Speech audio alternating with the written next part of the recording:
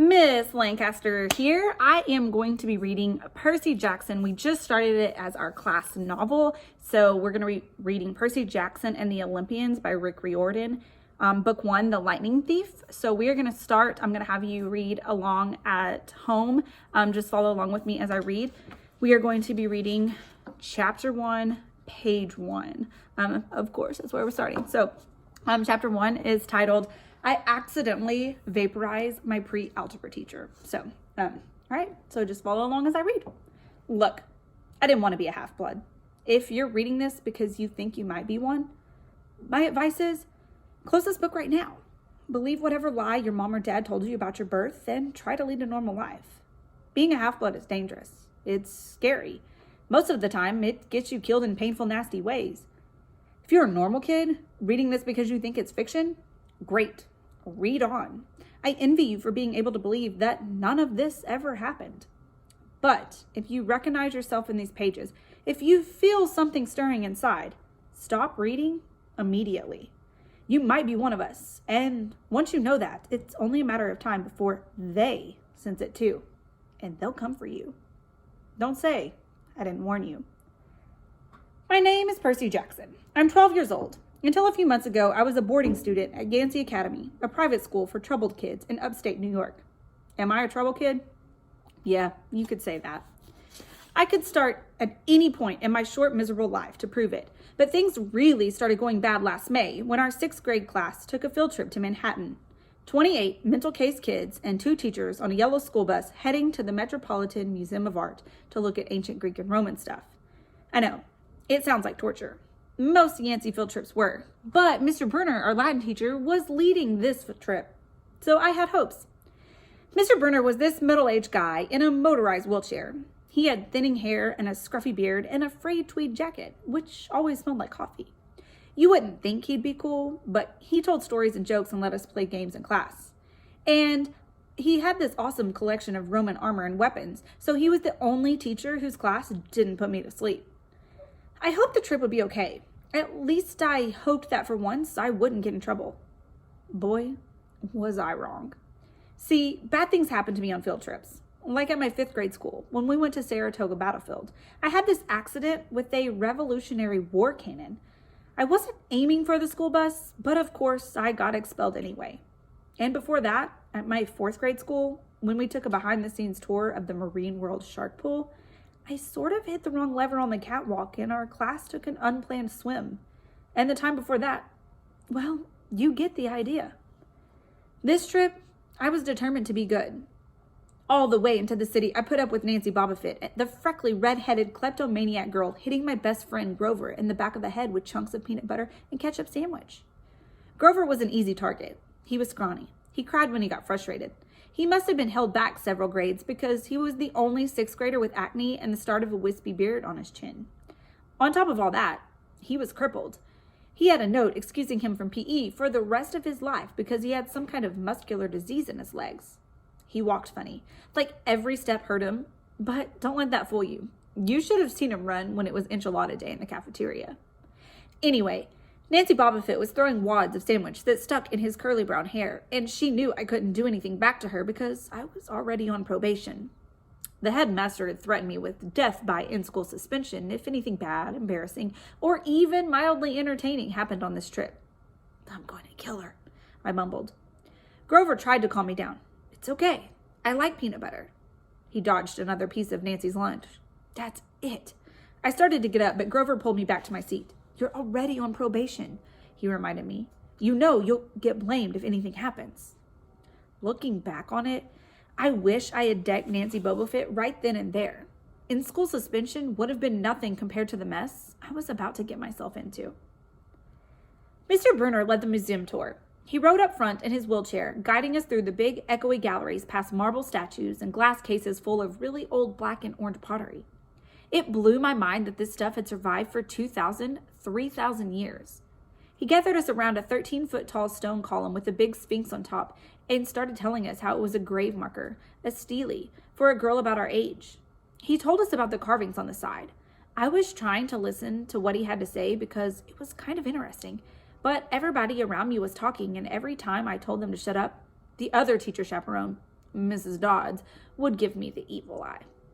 Mrs. Dodds was this little math teacher from Georgia who always wore a black leather jacket, even though she was 50 years old. She looked mean enough to ride a Harley right into your locker. She had come to Yancey halfway through the year when our last math teacher had had a nervous breakdown. From our first day, Mrs. Dodds loved Nancy Bobofit and figured I was devil spawned. She would point her crooked finger at me and say, "Now, honey," real sweet, and I knew I was going to get after-school detention for a month.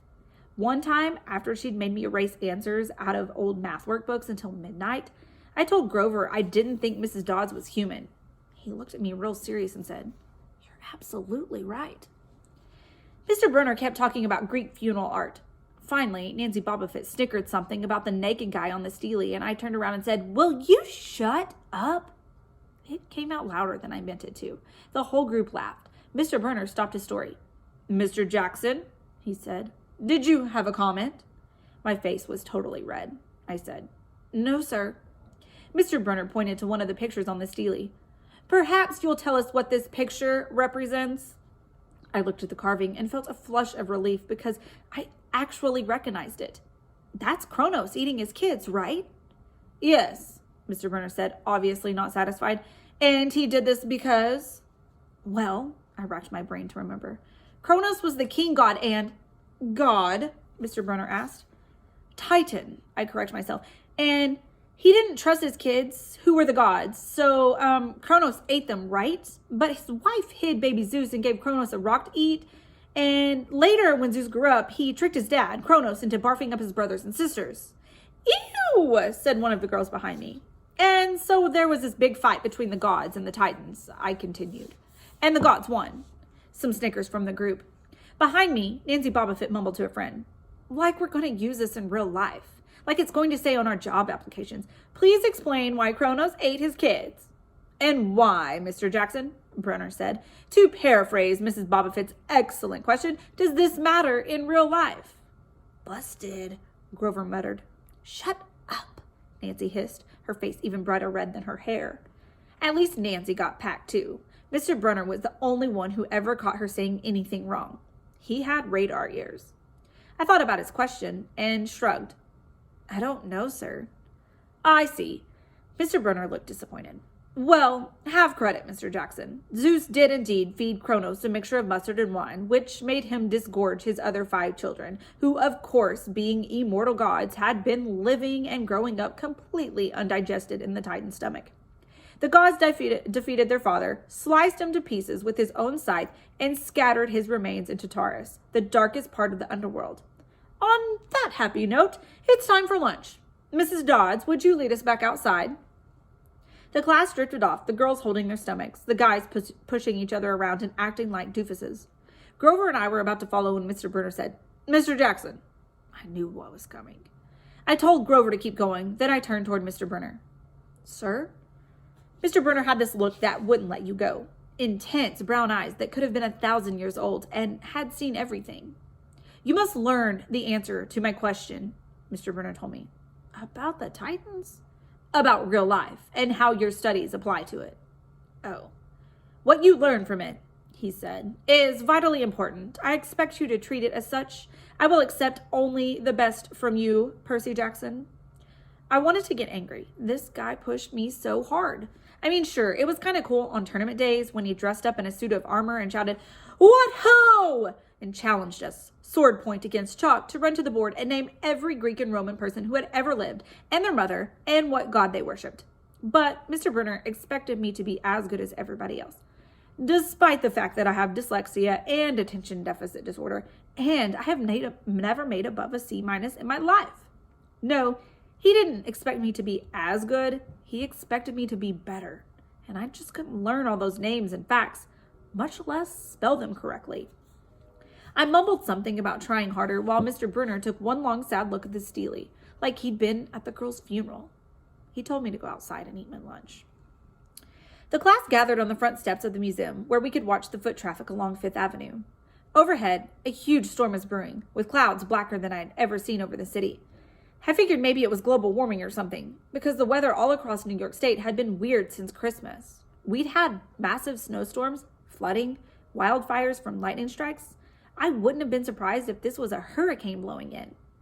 Nobody else seemed to notice. Some of the guys were pelting pigeons with Lunchables crackers. Nancy Bobbitt was trying to pickpocket something from a lady's purse. And, of course, Mrs. Dodds wasn't seeing a thing. Grover and I sat on the edge of the fountain, away from the others. We thought that maybe if we did that, everybody wouldn't know we were from that school. The school for loser freaks who couldn't make it elsewhere. Detention? Grover asked. Nah, I said. Not from Brunner. I just wish he'd lay off me sometimes. I mean, I'm not a genius. Grover didn't say anything for a while. Then, when I thought he was going to give me some deep philosophical comment to make me feel better, he said, "Can I have your apple?" I didn't have much of an appetite, so I let him take it. I watched the stream of cabs going down Fifth Avenue and thought about my mom's apartment, only a little ways uptown from where we sat. I hadn't seen her since Christmas. I wanted so bad to jump in a taxi and head home. She'd hug me and be glad to see me, but she'd be disappointed too. She'd send me right back to Yancey, remind me that I had to try harder, even if this was my sixth school in 6 years, and I was probably going to get kicked out again. I wouldn't be able to stand that sad look she'd give me. Mr. Brunner parked his wheelchair at the base of a handicap ramp. He ate celery while he read a paperback novel. A red umbrella stuck up from the back of his chair, making it look like a motorized cafe table. I was about to unwrap my sandwich when Nancy Bobbitt appeared in front of me with her ugly friends. I guess she'd gotten tired of stealing from the tourist and dumped her half-eaten lunch in Grover's lap. Oops, she grinned at me with crooked teeth. Her freckles were orange, as if somebody had spray painted her face with liquid Cheetos. I tried to stay cool. The school counselor had told me a million times, "Count to 10, get control of your temper." But I was so mad, my mind went blank. A wave roared in my ears. I don't remember touching her, but the next thing I knew, Nancy was sitting on her butt in the fountain screaming, "Percy, push me!" Mrs. Dodds materialized next to us. Some of the kids were whispering, "Did you see? The water, like it grabbed her." I didn't know what they were talking about. All I knew was that I was in trouble again. As soon as Mrs. Dodds was sure poor little Nancy was okay, promising to get her a new shirt at the museum gift shop, etc., etc., Mrs. Dodds turned on me. There was a triumphant fire in her eyes, as if I had done something she'd been waiting for all semester. "Now, honey." "I know," I grumbled. "A month of racing workbooks." That wasn't the right thing to say. "Come with me," Mrs. Dodds said. "Wait," Grover yelped. "It was me. I pushed her." I stared at him stunned. I couldn't believe he was trying to cover for me. Mrs. Dodds scared Grover to death. She glared at him so hard his whiskery chin trembled. "I don't think so, Mr. Underwood," she said. "But you will stay here." Grover looked at me desperately. "It's okay, man," I told him. "Thanks for trying." "Honey," Mrs. Dodds barked at me. "Now!" Nancy Bobbitt smirked. I gave her my deluxe "I'll kill you later" smile. Then I turned to face Mrs. Dodds.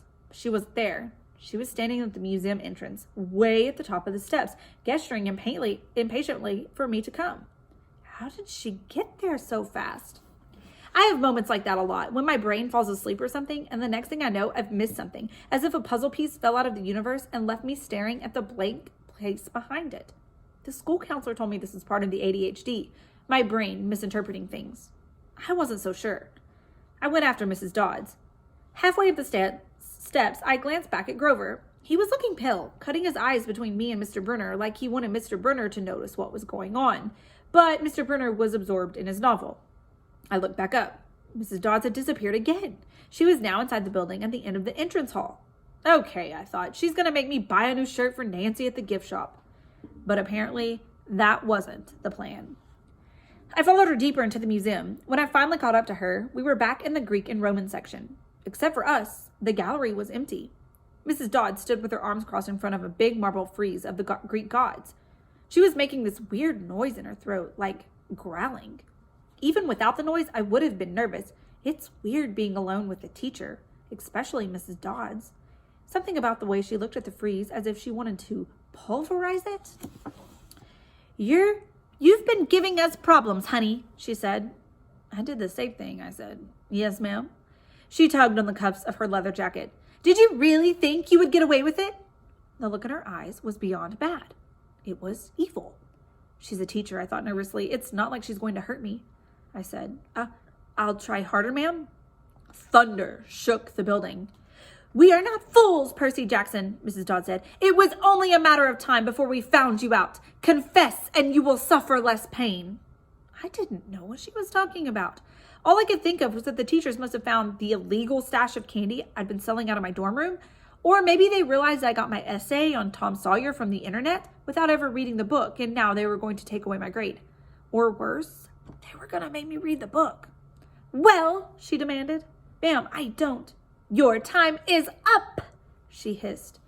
Then the weirdest thing happened. Her eyes began to glow like barbecue coals. Her fingers stretched, turning into talons. Her jacket melted into large, leathery wings. She wasn't human. She was a shriveled hag with bat wings and claws and a mouthful of yellow fangs, and she was about to slice me to ribbons. Then things got even stranger. Mr. Brunner, who'd been out front of the museum a minute before, wheeled his chair into the doorway of the gallery holding a pen in his hand. What ho, Percy, he shouted and tossed the pen through the air. Mrs. Dodds launched at me. With a yelp, I dodged and felt talons slash the air next to my ear. I snatched the ballpoint pen out of the air, but when it hit my hand, it wasn't a pen anymore. It was a sword. It was Mr. Brunner's bronze sword, which he always used on tournament day. Mrs. Dodds spun toward me with a murderous look in her eyes. My knees were jelly. My hands were shaking so bad I almost dropped the sword. She snarled, "Die, honey!" And she flew straight at me. Absolute terror ran through my body. I did the only thing that came naturally. I swung the sword. The metal blade hit her shoulder and passed clean through her body as if she were made of water. Mrs. Dodds was a sandcastle in a power fan. She exploded into yellow powder, vaporized on the spot, leaving nothing but the smell of sulfur and a dying screech and a chill of evil in the air, as if those two glowing red eyes were still watching me. I was alone. There was a ballpoint pen in my hand. Mr. Brunner wasn't there. Nobody was there but me. My hands were trembling. My lunch must have been contaminated with magic mushrooms or something. Had I imagined the whole thing? I went back outside. It had started to rain. Grover was sitting by the fountain, a museum mat tilted over his head. Nancy Bobblefoot was still standing there, soaked from her swim in the fountain, grumbling to her ugly friends. When she saw me, she said, "I hope Mrs. Kerr whipped your butt." I said, "Who?" "Our teacher, duh." I blinked. We had no teacher named Mrs. Kerr. I asked Nancy what she was talking about. She just rolled her eyes and turned away. I asked Grover where Mrs. Dodds was.